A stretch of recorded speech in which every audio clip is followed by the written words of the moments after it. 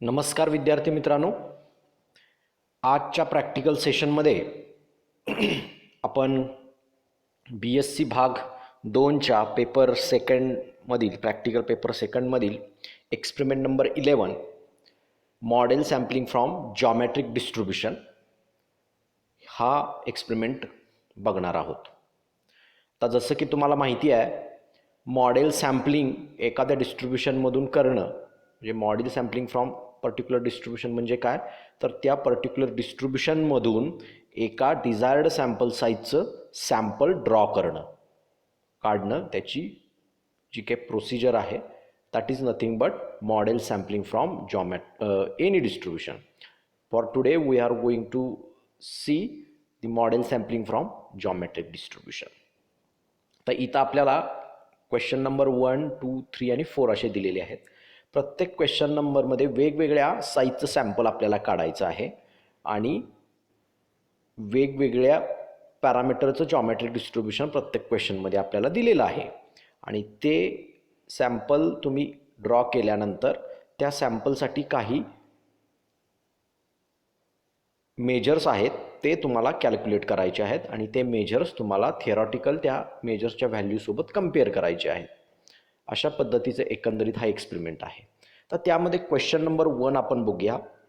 Question number 1 मध्ये काय सांगितले बघा, obtain a random sample of size 15 from geometric distribution with probability 0.75.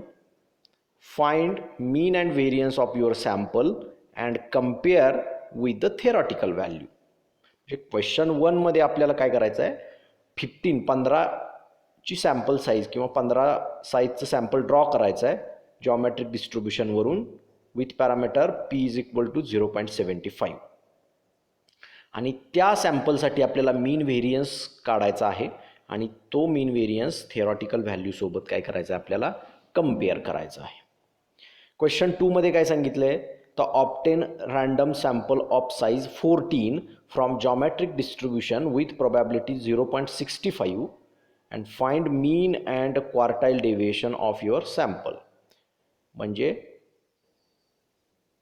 14 साईजचं sample आपल्याला जॉमेट्रिक डिस्ट्रीब्युशनवरून काढायचं आहे की ज्याचा parameter p is equal to 0.65 आहे आणि त्या सॅम्पलचा आपल्याला मीडियन आणि क्वार्टाईल डेविएशन काढायचं आहे. क्वेश्चन 3 मध्ये काय करायचं आहे, we have to obtain the random sample of size 12 from geometric distribution with probability 0.74 and we have to find the CV of the sample and compare it with the theoretical value. Okay. आणि question number 4 मध्ये draw a random sample of size 20 from geometric distribution with mean 2 and its quartile deviation, find its quartile deviation and its coefficient. म्हणजे geometric डिस्ट्रीब्युशनचा मीन 2 आहे अशा geometric डिस्ट्रीब्युशनवरून 20 साईजचं sample draw करायचं आहे आणि त्या सॅम्पलसाठी आपल्याला काय काढायचं आहे, क्वार्टाईल डेविएशन आणि कोइफिशियंट ऑफ क्वार्टाईल डेविएशन असं काढायचं आहे. आता क्वेश्चन नंबर 4 जो आहे त्यामध्ये मीन दिलेला आहे. मीन म्हणजे तुमचा काय असतो जॉमेट्रिक डिस्ट्रीब्युशनसाठी, तर Q/P म्हणजे तुमचा मीन असतो.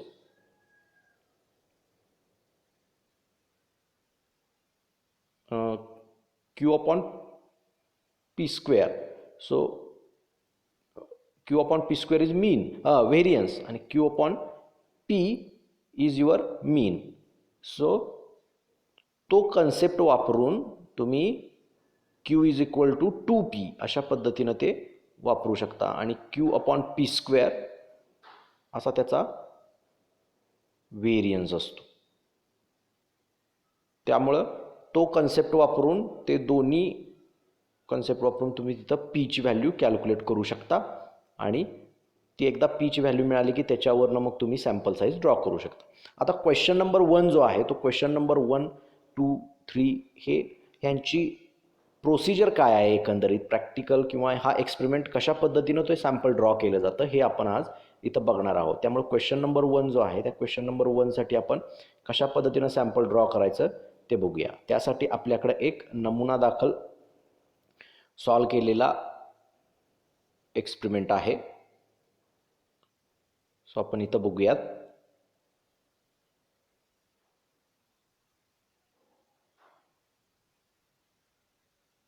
वेट करा, इथे विजिबल थोडंसं नाही आहे. So we have to make it visible.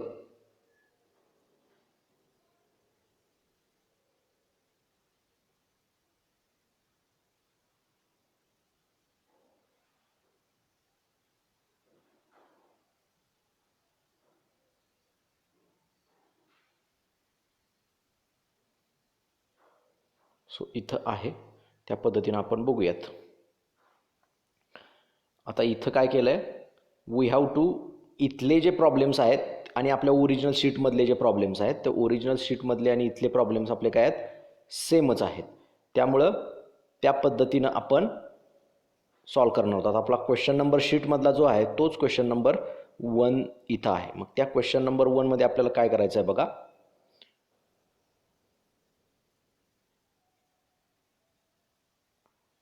Question number 1 मध्ये we have to obtain random sample of size 15 from a geometric distribution and we have to find the mean and variance and compare it with the theoretical values. हा आपला M झालं. आता आपल्याला definition आणि फॉर्म्युले लिहावे लागतील, म्हणजे जे काय आपल्याला कॅल्क्युलेट करायचे आहेत मेजर्स सॅम्पलसाठी ते, आणि डेफिनेशन जी आहे ती डिस्क्रीट आपल्या geometric डिस्ट्रीब्युशनची डेफिनेशन आपण लिहिणार आहोत. A discrete random variable x is said to follow a geometric distribution with parameter p if its PMF is given by probability of x takes value small x is equal to q raised to x into p, where x takes value 0, 1, 2 and so on, where q is equal to 1 minus p, and 0 is less than equal to 0 is less than p is less than 1 and is equal to 0 otherwise. अशा पद्धतीने ह्याची definition आहे. फॉर्म्युले आपल्याला जे काय calculate करायचं आहे ते फॉर्म्युले म्हणजे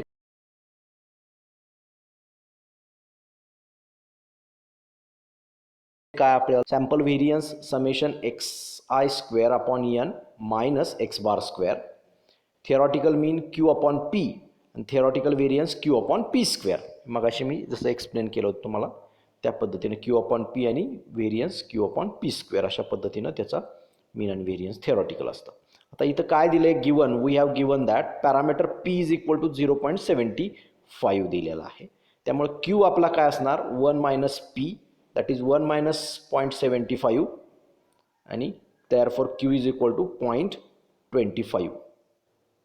ओके, आपल्याला सॅम्पल साईज k एवढी सॅम्पल साईज काढायची आहे, दॅट इज 15 ह्या सॅम्पल साईजचं सॅम्पल काढायचं आपल्याला.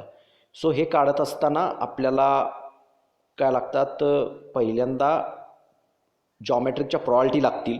त्या प्रोबॅबिलिटीवरून आपल्याला डिस्ट्रीब्युशन फंक्शन लागेल आणि डिस्ट्रीब्युशन फंक्शन आपल्याला मिळाल्यानंतर आपल्याला रँडम प्रॉपर्टीज किंवा त्याला रँडम नंबर आपण म्हणतो, तर ते रँडम नंबरसुद्धा आपल्याला इथं लागणार आहेत. तर हे रँडम नंबर जनरेट करत असताना कसं जनरेट करायचं ते मागच्या एक्सपेरिमेंटमध्ये मी तुम्हाला सांगितलं आहे. आयदर तुम्ही स्टॅटिस्टिकल टेबलवरून जनरेट करू शकता किंवा तुम्ही काय करू शकता, सायंटिफिक कॅल्सीचा वापर करून तिथं रँडम नंबर जनरेट करायचं जे बटन असतं RAND हॅश असेल त्या पद्धतीनं ते दाबून तुम्ही रँडम नंबर जनरेट करू शकता वेगवेगळे. तर आता पहिल्यांदा आपल्याला प्रोबॅबिलिटीज ज्या आहेत जॉमेट्रिक प्रॉपर्टीज त्या आपण प्रॉपर्टी काढणार आहोत. त्यासाठी आपल्याला P0 लागते. तो P0 is equal to P and P0 is equal to P. So P is 0.75. So P0 is equal to 0.75 is our P0. मग आता ह्याच्यावरून आपल्याला आयदर रिकरन्स रिलेशन वापरून आपण प्रॉपर्टी काढू शकतो किंवा डायरेक्ट प्रॉपर्टी काढू शकतो q raise to x into p हे PMF वापरून. मग आता इथं बघा, इथं टेबल तयार केलेलं आहे. त्या टेबलमध्ये कशा पद्धतीनं प्रॉपर्टी काढलेल्या आहेत बघूया आपण. इथं एक्सच्या व्हॅल्यूज पुट केल्या 0, 1, 2, 3, 4 अप टू 15पर्यंत, कारण आपल्याला 15चं सॅम्पल घ्यायचं आहे त्यामुळे ॲटलिस्ट 15पर्यंत आपल्याला व्हॅल्यू असायला पाहिजेत. सो त्याच्या क्यूच्या व्हॅल्यू सगळीकडे लिहून घेतल्या, कारण आपल्याला रिकरन्स रिलेशन जे आपलं आहे ते रिकरन्स रिलेशन आपलं तुमच्या दोन सक्सेसिव्ह व्हॅल्यूजमधली जर प्रॉपर्टी काढायची असेल, सक्सेसिव्ह प्रॉपर्टी तुम्हाला काढायची असेल, तर अगोदरच्या प्रॉपर्टीला तुम्ही फक्त क्यूनं मल्टिप्लाय केलं की तुम्हाला पुढची प्रॉपर्टी मिळते. त्यामुळं तिथं क्यूच्या व्हॅल्यू सगळ्या एक्सच्या व्हॅल्यूसाठी लिहून घेतल्या, किंवा डायरेक्ट तुम्ही प्रॉपर्टीसुद्धा काढू शकता. पी ऑफ एक्सचा डायरेक्ट कॉलम काढू शकता. क्यू रिलेशन नाही वापरलं तुम्ही रिकरन्स रिलेशन, तरी डायरेक्ट प्रॉपर्टी तुम्ही काढू शकता. क्यू रेस टू जितक्या व्हॅल्यूची प्रॉपर्टी काढायची आहे तितकी एक्सची व्हॅल्यू ठेवायची q raise to x into पीमध्ये आणि कॅल्क्युलेट करत जायचं. त्यामुळं पी ऑफ एक्सचा कॉलम तुम्हाला मिळेल. पी झिरोची व्हॅल्यू जी आहे that is equal to P, so 0.75. 1ची value Q raise to 1 into P येणार. क्यू रेस टू 1 म्हणजे क्यू म्हणजे 0.25 इंटू 0.75, म्हणजे 0.75ला जर 0.25नं मल्टिप्लाय केलं तर you will get property of x equal to 1. तसंच property of x equal to 2 तुम्हाला काढायची असेल तर property of q raise to काय येणार, Q raise to 2 into P येणार. ओके, मग क्यू रेस टू 2 म्हणजे 0.25 रेस टू 2 इंटू पी म्हणजे 0.75, म्हणजे क्यू इंटू पी जे आहे ते 0.1875 आहे, म्हणजे property of x equal to 1. त्यालाच फक्त 0.25नं मल्टिप्लाय केलं की तुम्हाला पुढची प्रॉपर्टी मिळत जाते. म्हणजे इथं तुम्हाला दाखवतो मी त्या पद्धतीनं मिळेल तुम्हाला. इथं तुम्ही 0.75ला असं ह्या 0.25नं मल्टिप्लाय केलं की तुम्हाला ही प्रॉपर्टी मिळेल. त्यानंतर ह्या प्रॉपर्टीला ह्या प्रॉपर्टीनं मल्टिप्लाय केलं की ही प्रॉपर्टी मिळेल. अशा पद्धतीने ती तुम्हाला मिळत जाणार आहे, किंवा तुम्ही डायरेक्टसुद्धा त्या प्रॉपर्टीज कॅल्क्युलेट करू शकता. आता प्रॉपर्टी ऑफ एक्स प्रॉपर्टी तुम्हाला मिळाल्या, त्यानंतर तुम्हाला एफ ऑफ एक्स काढावे लागतील. सक्सेसिव्ह ॲडिशन तुम्ही प्रॉपर्टीची घ्यायची. You will get the distribution function of the geometric distribution. म्हणजे पहिल्या झिरोसाठीचं जे डिस्ट्रीब्युशन फंक्शन आहे ते 0.75 ॲज इट इज येईल. नंतर आपण प्रॉपर्टीची सक्सेसिव्ह ॲडिशन घेत जाणार आहोत. म्हणजे 0.75मध्ये property of x equal to 0मध्ये probability of x equal to 1 add केली की आपल्याला एफ ऑफ 1 मिळते, म्हणजे डिस्ट्रीब्युशन फंक्शन ऑफ 1 मिळतं. म्हणजे या पद्धतीनं बघा 0.75मध्ये आपण ही 0.1875 ॲड केली की तुम्हाला ही मिळेल. त्यानंतर ह्या प्रॉपर्टीमध्ये ही प्रॉपर्टी ॲड केली की तुम्हाला ही प्रॉपर्टी मिळेल. अशा पद्धतीनं ते मिळत जाणार आहे तुम्हाला सक्सेसिव्ह प्रॉपर्टीज. आणि आपण कुठपर्यंत आपण थांबायचं सांगितलं मी 0.9999 असं 4 वेळा आलं, किंवा डायरेक्ट 1 मिळालं तुम्हाला सगळ्यांची सक्सेसिव्ह ॲडिशन करून लास्ट याच्यामध्ये, तिथं आपण डिस्ट्रीब्युशन फंक्शन काढायचं थांबायचं. नंतर आपण ज्या काढणार आहोत त्या रँडम प्रॉपर्टीज, किंवा त्यालाच आपण रँडम नंबरसुद्धा म्हणतो, रँडम नंबर किंवा रँडम प्रॉपर्टीज. तर त्या रँडम प्रॉपर्टीज तुम्ही किंवा रँडम नंबर तुम्ही किती घ्यायचे, तर जेवढी तुम्हाला सॅम्पल साईज कॅल्क्युलेट करायला सांगितलं तेवढी तुम्ही घ्यायचे. मग ते घेतल्यानंतर सगळे लिहून घेतले, आयदर स्टॅटिस्टिकल टेबल किंवा तुम्ही कॅल्सीवरनं जनरेट केले. लगेच एक जनरेट झाला की लिहायचा, लगेच दुसरा जनरेट करायचा, असं लिहायचं, कुठेही इंटरप्ट नाही करायचं. अशा पद्धतीने तुम्ही ते लिहून घेतले. तुम्हाला हे असे 15 रँडम प्रॉपर्टीज किंवा रँडम नंबर मिळतील. ओके, किती 14चा सॅम्पल साईज काढायचा आहे, सो 14 तुम्हाला त्या पद्धतीने ते मिळतील. ओके, मग तुम्ही परत आता आपल्याला ॲक्च्युअल सॅम्पल व्हॅल्यूज काढायचे आहेत. म्हणजे जे रँडम सॅम्पल तुम्हाला काढायला सांगितले, ड्रॉ करायचं आहे, ते कशा व्हॅल्यूज त्याच्या ड्रॉ करणार आपण, ती प्रोसिजर मी मागच्या वेळेला सांगितली. काय करायचं, तर पहिली रँडम प्रॉपर्टी बघायची किती आहे. पहिली रँडम प्रॉपर्टी किती आहे ती आपण बघणार. पहिली रँडम प्रॉपर्टी किती आहे, 0.1350 अशी आहे. त्याच्या इक्वल टू किंवा जस्ट ग्रेटर, जी प्रॉपर्टी आहे एफ ऑफ एक्समधली ती आपण बघणार, कॅपिटल एफ ऑफ एक्समधली. तर त्याच्या इक्वल टू तर नाही आहे, पण जस्ट ग्रेटर कोणती आहे, तर 0.75 आहे. बरोबर. मग ह्या 0.75चा करस्पॉन्डिंग जी व्हॅल्यू असेल एक्सची, ती म्हणजे आपली पहिली व्हॅल्यू असणार, सॅम्पल व्हॅल्यू. ती आपण इथं ह्याच्या पुढे लिहिणार 0. लक्षात आलं. म्हणजे रँडम प्रॉपर्टीमधली व्हॅल्यू बघणार आपण, त्याच्या equal to or just greater F of एक्सच्या कॉलममधली व्हॅल्यू बघणार, आणि त्याच्या करस्पॉन्डिंग जो एक्स असेल तो म्हणजे आपली पहिली सॅम्पल व्हॅल्यू किंवा ती म्हणजे आपली सॅम्पल व्हॅल्यू असणार त्या रँडम नंबरसाठी. ओके, या पद्धतीनं आपण पहिल्या रँडम नंबरसाठी 0 ही व्हॅल्यू रँडम सॅम्पलमधली पहिली व्हॅल्यू काढली, 0 मिळाली. तसंच आता 0.78साठी बघूया. 0.7866 हा दुसरा रँडम नंबर आहे. तर 0.7866च्या इक्वल टू किंवा just greater F of x कोणता आहे? तर 0.75 हा लहान आहे. मग 0.78पेक्षा नेक्स्ट मोठा कोणता आहे एफ ऑफ एक्समध्ये? तर 0.73 हाच आहे. इथंच 0.9375 असा आहे. मग त्याच्या करस्पॉन्डिंग एक्स कोण आहे? तर 1 आहे. तर तो 1 म्हणजे आपला काय होणार आहे? दुसरा सॅम्पलमधली दुसरी व्हॅल्यू होणार आहे. अशा पद्धतीनं आपण काय करत जातो? प्रत्येक रँडम नंबरसाठी रँडम व्हॅल्यूसाठी काय करत जातो? आपले सॅम्पल ड्रॉ करत जातो. म्हणजे अशा पद्धतीनं आपण ते सॅम्पल ड्रॉ करणार आहोत. आणि एकदा सॅम्पल ड्रॉ केलं की आपल्याला जे जे काय काढायचं आहे त्यासाठी लागणाऱ्या समेशन्स आपण काढून घेणार. आपल्याला लागणार आहे समेशन एक्स आहे, कारण मीन काढायला लागणार आहे. त्यामुळं एक्सच्या ज्या व्हॅल्यू आहेत सगळ्या त्यांची बेरीज घेणार आपण. 8 मिळाली आपल्याला बेरीज. त्यानंतर व्हेरियन्स काढायचा आहे किंवा SD काढायचा आहे, तर त्यासाठी आधी XI स्क्वेअरची व्हॅल्यू लागते. त्यामुळे एक्सचे स्क्वेअरची व्हॅल्यू काढून घ्यायची, एक्स स्क्वेअर, आणि त्याची सम घेतली तर त्याची सम आपल्याला किती मिळते? 12 मिळते. अशा पद्धतीनं काय होणार आहे? आपल्याला त्या व्हॅल्यूज मिळत जाणार आहेत. मग एकदा का आपल्याला त्या व्हॅल्यू मिळाल्या की मग आपण नेक्स्ट कॅल्क्युलेशनला स्टार्ट करतो. आपल्या कॅल्क्युलेशन करत असताना आपल्याला पहिल्यांदा काय करायचं आहे? त्या सॅम्पल तर ड्रॉ करायचं आहे. ओके, सॅम्पल ड्रॉ केल्यानंतर आपल्याला त्या सॅम्पलसाठीचा मीन आणि व्हेरियन्स कॅल्क्युलेट करायचा आहे. तर मीन काढण्यासाठी summation XI divided by K किंवा N आपण म्हणूया, जी सॅम्पल साईज असेल ती लागणार आहे आपल्याला. So summation XI divided by K और N. किती सॅम्पल साईज आहे आपली? किती साईजची? आय थिंक कितीची आहे? 15ची आहे. ओके, कारण 0 पासून 14पर्यंत आपण काउंट केलं तर ते 15 होत आहेत. सो इट इज अ 15ची सॅम्पल साईज आहे. मग अशी मी 14 म्हटलं होतं, पण इट इज अ 15, कारण 0 पण त्यात तुम्हाला कन्सिडर केला पाहिजे. सो 0 पासून 14 हे टोटल किती? 15 नंबर होतात. सो सॅम्पल साईज कितीची आहे? 15ची आहे. त्यामुळं 8 डिवायडेड बाय 15 आपण केलं तर आपल्याला मीन किती मिळतो? एक्स बार 0.5333, 0.5333 अशा पद्धतीनं तो आपल्याला मिळणार आहे. त्यानंतर variance is equal to summation XI square divide by K minus x bar square. Variance summation x square किती आहे? तर 12 आहे. 12/15 मायनस 0.533 चा स्क्वेअर. सो किती मिळेल? That is equal to 0.8 minus 0.2844.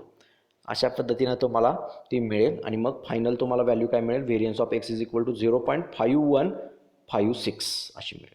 आता आपल्याला ह्या झाल्या सॅम्पल वरून तुम्ही कॅल्क्युलेट केल्या मीन आणि व्हेरियन्सच्या व्हॅल्यू. आता थेरॉटिकल मीन आणि व्हेरियन्सच्या व्हॅल्यू कॅल्क्युलेट करायला पाहिजे. थेरॉटिकल मीन Q/P. Q किती आहे? 0.25 आणि P किती आहे? 0.75. त्याचा रेशो घेतला तर आपल्याला काय मिळतोय? 0.3333. ओके, तसंच थेरॉटिकल व्हेरियन्स आपण कॅल्क्युलेट करू शकतो. थेरॉटिकल व्हेरियन्स काय आला आपला? तर Q/P स्क्वेअर आहे. So that is equal to 0.25/0.75 square. So 0.25/0.5625. So that is equal to 0.4444. This is the theoretical variance. आता हे थेरॉटिकल व्हेरियन्स आणि सॅम्पल व्हेरियन्स आपण कम्पेअर केले तर आपल्याला काय मिळते? त्याचा आपण रिझल्ट लिहिणार आहोत इथं. Result. So calculated mean is 0.53 and theoretical mean is 0.33. So calculated mean is greater than theoretical mean. Calculated variance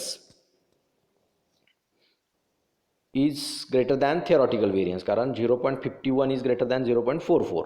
So calculated variance is greater than theoretical variance. अशा पद्धतीने आपण रिझल्ट लिहू शकतो. रिझल्टमध्ये अजून तुम्ही तुमचं सॅम्पल जे आलेलं आहे ते सॅम्पलसुद्धा लिहू शकता अजून एक रिझल्ट म्हणून. Sample of size 15 drawn from geometric distribution with parameter 0.75 is bracket टाकायचं. पहिली व्हॅल्यू कॉमा, दुसरी व्हॅल्यू कॉमा, तिसरी व्हॅल्यू कॉमा, चौथी व्हॅल्यू, अशा कॉमानं 15च्या 15 व्हॅल्यू लिहायच्या आणि तुमचं ब्रॅकेट कंप्लीट करायचं. That will your random sample, because you have to find the random sample. So your first result should be a random sample. तो रँडम सॅम्पल तुम्हाला तिथं लिहिला पाहिजे. सो रँडम सॅम्पल पण तुम्ही तिथं लिहू शकता आणि देन मग हे कंपॅरिझन जे आहे कॅल्क्युलेटेड आणि थिअरॉटिकल व्हॅल्यूमधलं ते नेक्स्ट पुढचे रिझल्ट्समध्ये तुम्हाला मिळेल. हा झाला क्वेश्चन 1. अशा पद्धतीनंच बाकीचे क्वेश्चनसुद्धा तुम्हाला सोडवायचे आहेत. आता क्वेश्चन 2मध्ये तुम्हाला काय करायचं आहे, you have to obtain sample of size 14 from geometric distribution and we have to find median and quartile deviation. त्यासाठी आपल्याला डेफिनेशन आणि फॉर्म्युलेमध्ये आपण पहिल्यांदा डेफिनेशन लिहितो जॉमेट्रिक डिस्ट्रीब्युशनची. त्यानंतर डेफिनेशन लिहिल्यानंतर फॉर्म्युली क्वार्टाईल डेव्हिएशन काढायचं आहे. त्यासाठी आपल्याला आधी क्वार्टाईल्स काढावे लागतील, थर्ड क्वार्टाईल आणि फर्स्ट क्वार्टाईल. त्यासाठी इन जनरल क्वार्टाईलचा formula QI is equal to size of I into n+1/4 item आणि quartile deviation is equal to Q3 minus Q1/2 आणि पॅरामीटर इथे दिलेत गिवनमध्ये P is equal to 0.65. So Q is equal to 1 minus P आणि that is equal to 1 minus 0.65. So Q is equal to 0.35 असं मिळेल. त्याच्यावरनं P0 तुम्ही काढू शकता. रँडम प्रॉपर्टीज किंवा रँडम नंबर तुम्ही 14 साईजचे जनरेट करू शकता तुमच्या कॅल्सीवरून आणि मग तुमचा ऑब्झर्वेशन टेबल जो येईल एक्स व्हॅल्यू क्यूच्या व्हॅल्यू तुम्ही जर रिकरन्स रिलेशनवरून कॅल्क्युलेट करणं असणार तर क्यूच्या व्हॅल्यू लिहायच्या, नाही तर डायरेक्ट प्रॉपर्टी तुम्ही जर कॅल्क्युलेट करत असाल तर डायरेक्ट प्रॉपर्टी तुम्ही कॅल्क्युलेट करू शकता. ओके, क्यू इथं का घेतलं आहे तर रिकरन्स रिलेशनचा वापर व्हावा म्हणून केलं आहे, सोपं जावं. मगाशी सांगितल्याप्रमाणे कसं करायचं त्या पद्धतीनं 0.65ला तुम्ही जर 0.35 मल्टिप्लाय केलं तर तुम्हाला काय मिळेल 0.2275. परत 0.2275ला परत क्यूनं मल्टिप्लाय केलं तर तुम्हाला 0.07962 अशा पद्धतीनं सक्सेसिव्ह त्या प्रॉपर्टीज मिळत जातील पुढच्या आणि मग सक्सेसिव्ह प्रॉपर्टीची ॲडिशन घेतली की तुम्हाला f(x) मिळत जाईल. एकदा f(x) मिळालं की तुमच्या ज्या रँडम प्रॉपर्टीज आहेत किंवा रँडम नंबर आहेत ते तुम्ही जेवढ्या साईजचे काढायचे आहेत तेवढे घेऊ शकता. 14 रँडम नंबर असे लिहिलेले आहेत. 0 पासून 13 पर्यंत म्हणजे 14 होत आहेत. सो 14 रँडम नंबर तुम्ही लिहिले आणि मग 0.6103 याला आपण ह्याच्या equal to or just greater बघणार. तो 0.65 आहे, त्यामुळे त्याला करस्पॉन्डिंग एक्स किती आहे 0 आहे, तर तो म्हणजे तुमचा पहिला रँडम सॅम्पलची व्हॅल्यू होणार. So 0 is the value of first value of your random sample. त्यानंतर 0.44च्या equal to or just greater बघणार, ते पण 0.65च आहे. परत तुमचा त्याचा करस्पॉन्डिंग एक्स जो आहे तो तुमचा सेकंड रँडम सॅम्पलमधली व्हॅल्यू येणार. त्यानंतर 0.6568 त्याच्या इक्वल टू नाही आहे तर जस्ट ग्रेटर किती आहे 0.8775, तर त्याच्या करस्पॉन्डिंग एक्स जो आहे तो तुमचा थर्ड व्हॅल्यू येणार. अशा पद्धतीने तुम्ही रँडम सॅम्पल काढणार. मग तुम्हाला काय काढायचं आहे, मीन काढायचा आहे, व्हेरियन्स काढायचा आहे का मीडियन काढायचं आहे, त्या पद्धतीनं तुमच्या गोष्टी पुढे येत जाणार. मीडियन काढायचं आहे, त्यामुळे तुमच्या सगळ्या ज्या 14 व्हॅल्यू आहेत त्या असेंडिंग ऑर्डरनं तुम्हाला लावाव्या लागतील. असेंडिंग ऑर्डरनं लावल्यानंतर मग तुम्ही क्वार्टाईल्स किंवा मीडियन काढू शकता आणि क्वार्टाईल डेव्हिएशन काढू शकता. मग त्या पद्धतीनं तुमचे क्वार्टाईलचे फॉर्म्युले येणार, मीडियनचे फॉर्म्युले येणार. इथं 14ची सॅम्पल साईज आहे त्यामुळं तुमचा मीडियन जो येणार आहे तो तुमचा 75th आयटेम. मग ह्याचा अर्थ काय होणार, size of 7th item plus size of 8th item that is 0 + 0/2 that is 0/2 that is median is equal to 0. त्या पद्धतीनं Q3 आणि Q1 पण तुम्ही काढणार. Q3 Q1 मिळाल्यानंतर QD काढणार, क्वार्टाईल डेव्हिएशन, आणि मग तुम्ही रिझल्ट लिहिणार. अशा पद्धतीनं हे तुम्ही सगळे प्रॉब्लेम सॉल्व्ह करू शकता. आता क्वेश्चन नंबर जो 4 मागाशी मी सांगत होतो त्या क्वेश्चन नंबर 4मध्ये इथं काय करायचं तर तुम्ही मीन आणि व्हेरियन्सचा वापर करून किंवा नुसता मीनचा वापर करून सुद्धा तुम्ही पी काढू शकता. फक्त पी किती येतोय मी सांगतो. मीन तुमचा किती आहे 2 आहे, तर तुम्हाला काय माहिती आहे Q/P इज इक्वल टू 2 असेल तुमचा, करेक्ट. सो Q म्हणजे 1 - P, बरोबर. त्यामुळं Qच्या ठिकाणी मी 1 - P लिहिलं तर मला काय मिळेल बघा, 1 - P/P इज इक्वल टू 2 असं तुम्हाला मिळेल. मग तुम्ही हे सेपरेट केलं, छेद दोन्ही बाजूला वेगळा केला तर तुम्हाला काय मिळेल बघा, 1/P - 1 मिळेल, बरोबर. 1/P - 1 इज इक्वल टू 2 मिळेल. सो तो -1 इकडं ॲड केला RHSला जाऊन, तर 1/p इज इक्वल टू 3 मिळेल. So p is equal to 1/3 मिळेल आणि 1/3 इज 0.3333. अशा पद्धतीने तुम्हाला p मिळेल. p इज इक्वल टू 0.3333 आणि मग त्याच्यावरनं तुम्ही q काढू शकता. 1 - p केला की तुम्हाला q मिळेल. त्यामुळे p आणि q च्या व्हॅल्यू अशा पद्धतीने तुम्हाला मिळतील आणि मग तुम्ही काय करणार आहात, पुढची प्रोसिजर जी आहे ती या पद्धतीनंच करणार. म्हणजे 1/p - 1 इज इक्वल टू 2 मिळेल. म्हणजे 1/p इज इक्वल टू ह्या 2 इकडं हे -1 जो आहे तो तिकडं प्लस होईल, त्यामुळे 3 होईल. त्यामुळं रेसिप्रोकल आपण याचा घेतला तर p इज इक्वल टू 1/3 आणि 1/3 म्हणजेच 0.3333. अशा पद्धतीने तुम्हाला p ची व्हॅल्यू मिळेल. त्याच्यावरून q ची व्हॅल्यू काढू शकता आणि पुढची प्रोसिजर जशी ॲज युज्युअल आहे आपली मॉडेल सॅम्पलिंग करण्याची ती प्रोसिजर तुम्ही करू शकता. अशा पद्धतीनं तुम्ही हे model sampling from geometric distribution करू शकता. So for today's practical session we are going to stop here. Thank you.